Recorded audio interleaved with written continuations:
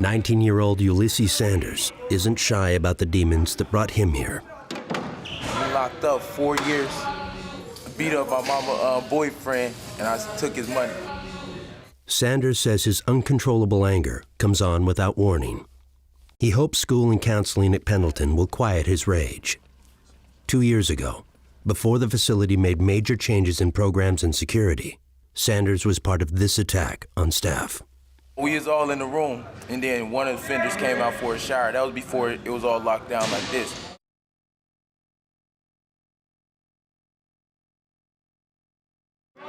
He ran over here, he grabbed the keys from the officer, and ran back to the other side, start opening doors. Door violation, door violation, door violation. That's when it all went out of control. Door violation, door violation. He came out the room, started throwing buckets, and some people had mop sticks, swinging mop sticks at staff, batter officers, damage stuff. I don't know, it just built up. When it's happening, you don't really think about it. No, I don't regret it. I just accept it and move on. Don't let the word juvenile fool you. Most of these offenders have committed adult crimes. You're going to have some offenders that you'd actually like to have that nice streak about them, but the thing that you got to remember is that they're put here for a reason. Okay. You don't got to touch me. It changes on a day-to-day basis with them too. You'll have good behavior from them from a month, 2 months. Something happens to them, and then that behavior's it's shot and done, and they'll be one of the worst persons that you've ever had, and that could be any given day. Had an incident, I believe it was last week. Can you tell us a little bit about what happened? To be honest with you, I'm not sure exactly what all happened. It was time for dining hall. I informed the kids it was time for dining hall, get their coats on, their shoes on, walked up to shut the TV off, and one of the mates blindsided me, hit me in the face. Next thing I know, I'm picking myself up off the floor about 5 feet away, trying to fight him off because he was still kicking me and hitting me. And one of the other offenders actually helped before staff was able to get to me. So no warning whatsoever? No warning whatsoever. He just snapped it. Rumor has he was mad at another kid, and I was in the way. So here you are just doing your job, turning off the TV, and the next thing you know, you don't even see it coming. No, didn't even see it coming at all. He hit me in this side of my face, knocked my glasses off, they went flying. And like I said, next thing I know, I'm on the floor. Don't even remember him initially hitting me. And like I said, other kids pulled him off of me. Staff got there, helped lock everybody down. I went to med check, then to the ER. Ended up with the white part of my right eye. The clear coat was cut, and my jaw was spread. Could have been a lot worse. You know, it's funny, we've talked to so many officers who, you know, these kids can be very impulsive. Yeah. Like we said, you never know when something might happen. But you really like working with the juvenile population? Yeah, I enjoy them. I really enjoy them. I've been here about 17 months, and this is the first time anything's happened. I get along with the kids, don't normally have any problems with them, and I was just in the right spot at the wrong time. Have you talked to him at all since this happened? No, I have not seen him or heard from him. Right now I'm on administrative work until they release me, because I'm on, my restrictions are no inmate contact and soft foods. Is about all the restrictions I have because of my job being sprung. So does it concern you at all about going back out on the unit? I'm a little apprehensive over it, but you know, what's the chances of it happening again? I don't know. I mean, it could happen one day I go back in there, and then it could not happen for who knows how long. You know, there's no saying when it's going to happen again, if it's going to happen again. So after the attack, he was taken to SEG? Yes, he was put in seg. And he actually walked up to the sergeant when he walked in the unit and put his hands behind him and said, "I did it. I don't know why I did it, but I did it." So it's almost like there's some little sort of mental Yeah. disconnect that they. Yep. What would you want to say to this kid if you were able to talk to him?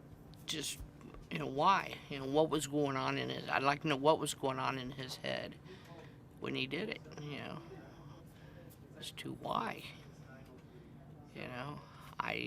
As far as I know, I did nothing to make him mad or anything. We'd had a good day and everything was going great. It was 4:15 in the afternoon.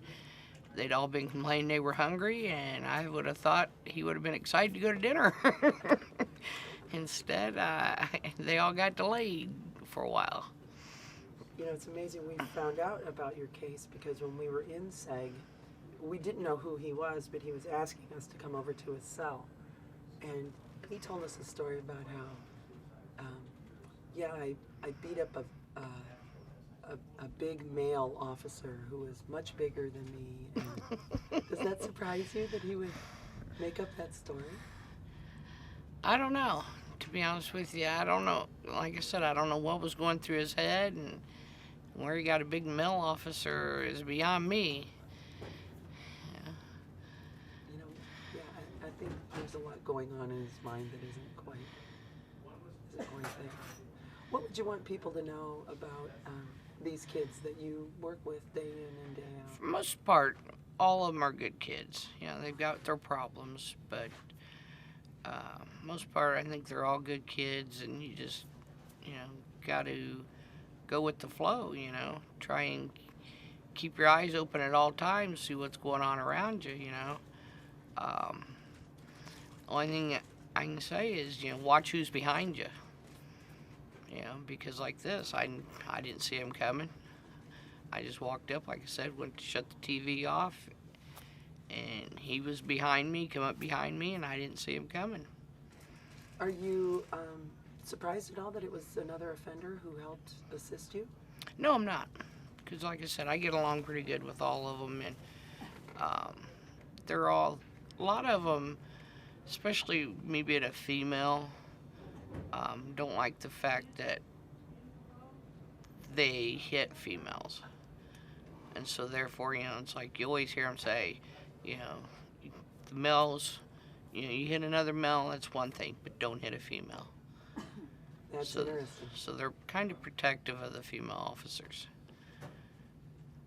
So what do you think his future is? Do you know what I he have has no left? idea. I know they're pressing additional charges against him, but other than that, I'm not sure.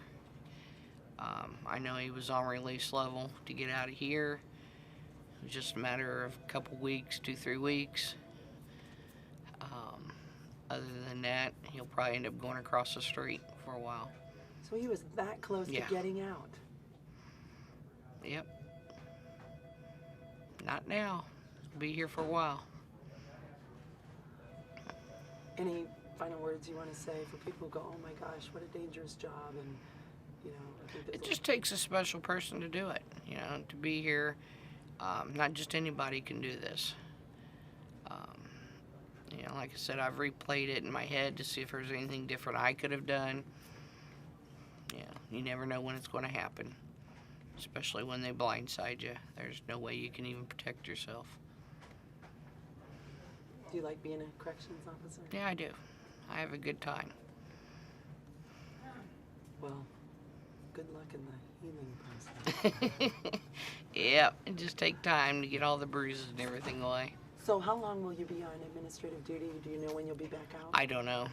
In fact, today I go back to the doctor to be reevaluated and see where we go from there. Are you ready to get back out on the unit? Some days I want to, because I know if I don't get up and get back in and get back to it, then it's just the thoughts are always going to be there. What's going to happen when I go back? But I'm definitely not made for desk job. Definitely not made out for a desk job. You'd rather be out amongst Yep. the kids and working with the... Yeah, I'm able to get up, get around, you know, talk to the kids, and in and out, you know, inside, outside, and Well, hopefully that'll happen sooner versus later. yep, I hope. Probably a couple weeks, but I hope.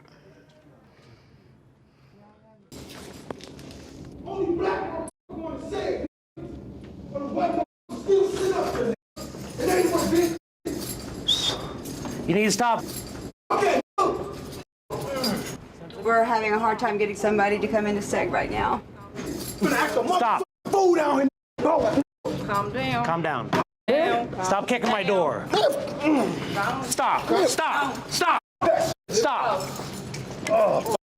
Stop.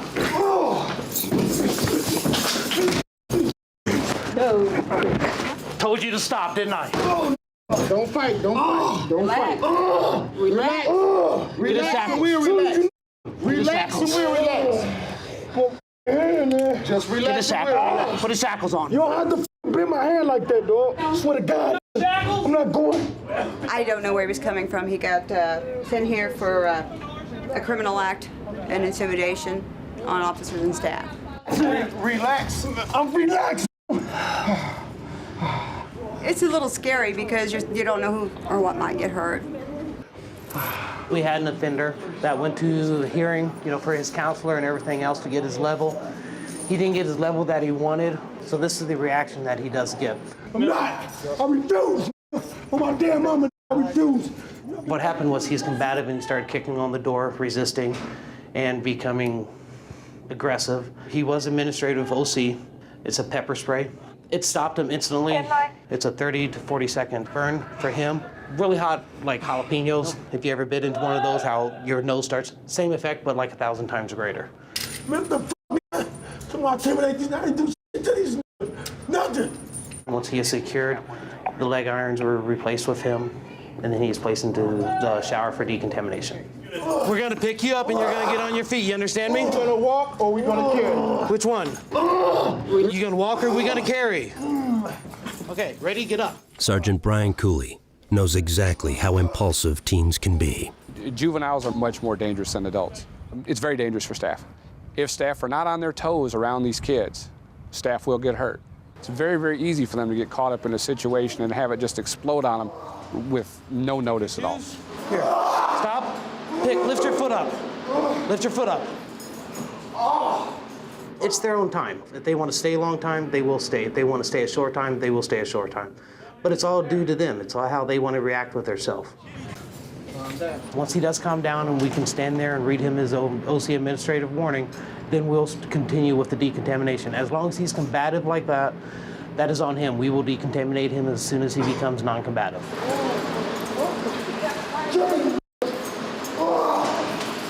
Officer Linda Frisbee monitors the situation from inside the control room. I found out through working with them and on the units, if you show no fear, they don't bother you.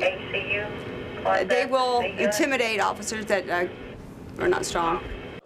As guards wait for the teen to comply and take a shower, Officer Russell Anderson explains the effects of the pepper spray. It opens up the nasal passages, creates a lot of watering in the eyes, a lot of mucus forming in the nose, can't breathe, shortness of breath, because it just fills up with everything. It's a safe, effective way for them to, be restrained. There's no long-term effects. It's 99% safe. Oh, I spent 20 years in the United States Navy. I'm retired. And this is the hardest job I've ever had. Open your eyes, wash it in your eyes, wash up your nose. Not everybody we can stand there and reach. He's gonna be a person that we're gonna have for a long time down here. He's going across the hall eventually. You know that, don't you? He is. I mean, this is his last try. Last time. The safety and security is my main priority, and it's all the officers' main priority. Everything else is second. What happens when an offender does get like that, you gotta snap it off right at the hilt, because the other offenders are gonna see that, and then they're gonna start acting the same. So it's like a fire. We're searching for compliance out of them. One way or another, we will get compliance. That was a pretty nasty scene. What was that like getting maced or getting pepper sprayed? It was hot, real hot. it wasn't fun either. So why, when you were first walking down the hall, you were so mad. What was up? Why were you? Oh, I don't know. I think cause I didn't get my level or something, and then I went to. I thought I was going to SEG for a wrong reason. So I thought, shit, if I act up, then it just be. I thought I was gonna just get out of it, but I didn't. I just got pepper spray. That shit was hot. Then I couldn't breathe and stuff. So then you finally kind of calmed down, and then you stayed in SEG for a while. Tell me what happened after you guys kind of went to the ground and you got pepper sprayed. I started wrestling with him, and then I just started getting in my throat and stuff, like my mouth, and I couldn't breathe. And then I got up. Well, they escorted me to the shower and stuff. Then I was in the shower. And I was on the ground coughing and stuff. Then they called the medical staff down there. Then I seen medical. Then I went to my room. After I watched at first I refused to wash the pepper spray off. And then I was just letting it sit on me. Then it was burning too bad. Then I washed it off. Then I went to my room. And then I went and laid down. And then I got out of SEG like 2 weeks later or something like that. Maybe a week. So how are you doing now? Because I'm on my way home.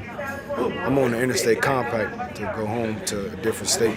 So I got to wait till my papers come. I just sent them off like 3 weeks ago. And they should be back by the end of March or beginning of April. So I go home. I've been on level 4 for a year. I've been on level 4 since May last 06. Or 07. So I'll be going home by the time probably in a little bit. So C5, line up, please. C5, line up, please. So when you leave here on the interstate compact, you won't be going to another facility. You'll actually be released and be going home. Yeah, to my sister or my dad. So how do you feel about that? I'm excited because I've been locked up since in DOC for a year.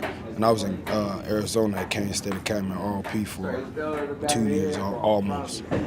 So you've been locked up almost 3 years. Yeah, and May 445 I'll be locked up 3 years. So are you scared about getting out? No, I went home, like when I was in Arizona, I was going home back and forth, like on home passes and stuff, like 2 or 3 weeks at a time. They get me used to the community and stuff before I actually went home. But then I got into some trouble, then I got dropped. Then I came back and went to court, then they sent me here. Do you think you're going to be able to stay out and not get in trouble next time? Yeah, I think I should be able to. I mean, I'm finna have my high school diploma. I already got all my credits.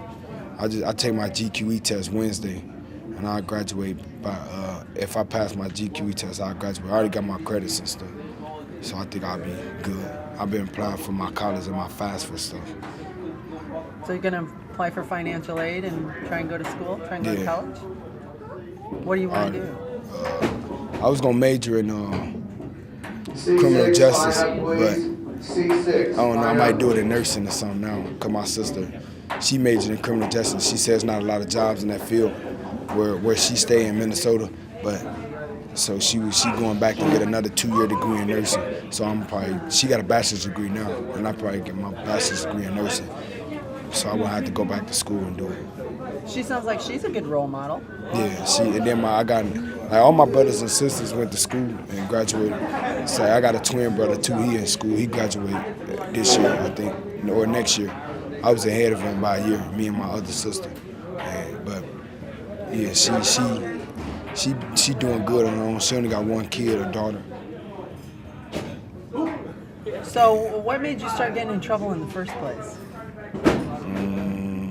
I grew up in Chicago, so I grew up around a lot of violence and stuff. But when I moved to South Bend, Indiana, it's just I guess the area and the crowd, the people that I was influenced around. So I had to fit in with the group. So last question: if we came to see you in a year, what would you want to be doing? How would you want things to be? If y'all came to see me, I have my own house, family, and just doing things on my own, and with a good paying job, and be with at least my first year in college done,